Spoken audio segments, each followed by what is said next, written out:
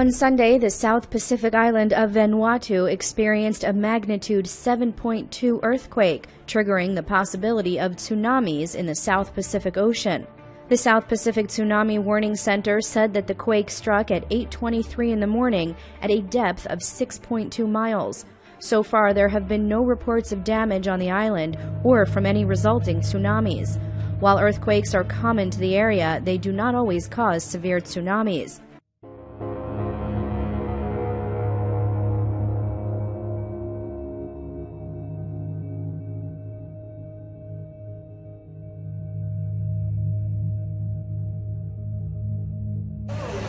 An earthquake measuring 6.6 on the Richter scale has shaken parts of Pakistan, Afghanistan and India.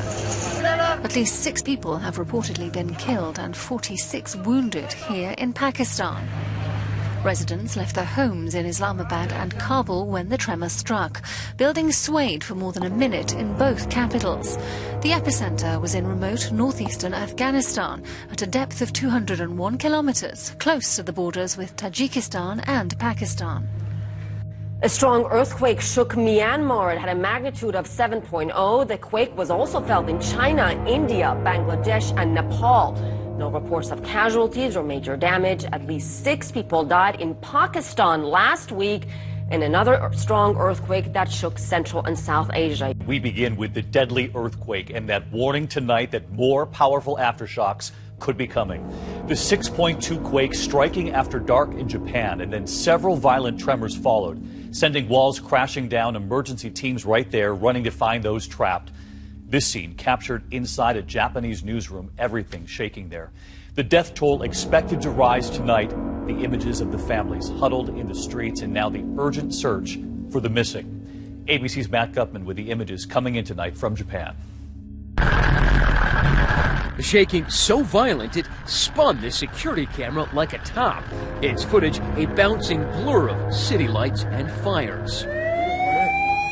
Japanese emergency officials say multiple people were killed, many hundreds wounded when the magnitude 6.2 quake struck at 9:26 p.m. local time right under the city of Kumamoto.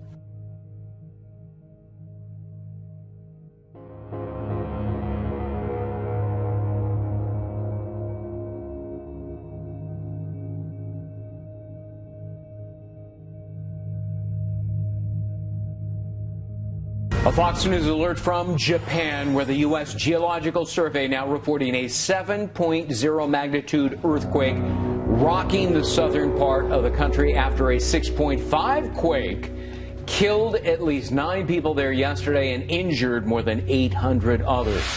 Meteorologist Rick Reichmuth has more context for us. Rick? Yeah, you know, interesting. Generally, when you see an earthquake follow a day or two afterwards, it's an aftershock, and usually they're smaller. So it is a little bit not as common to get a stronger earthquake one day later. This is the area, the southernmost island here, or bigger, more significant island here in Japan right there. But this last one happening within the last hour. And to put this into context, this is at least 16 times stronger than the earthquake that they saw yesterday.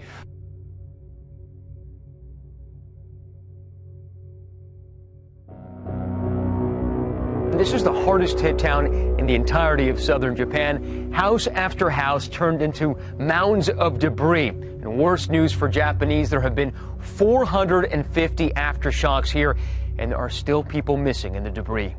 This morning, that army of rescuers in blue scouring rivers of mud for the missing. A last-ditch effort of recovery after landslides triggered by that spasm of earthquakes swallowed bridges, roads, and homes. Mother Nature seemingly rising up against southern Japan. The biggest quakes both striking in the dead of night. Thursday and Saturday so violent they sent the surveillance camera spinning. Japan's most active volcano roaring to life. And the rain triggering those mudslides and hampering rescues. A deadly 7.8 magnitude earthquake has rattled coastal towns, and you are seeing the aftermath right here. Look at this video. The moment the quake struck. Let's listen.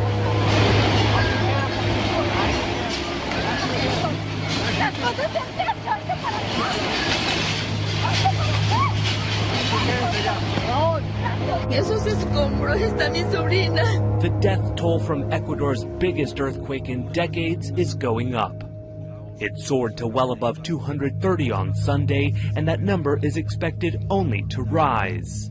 Saturday's 7.8 magnitude earthquake is the deadliest to hit the Andean nation of 16 million in decades.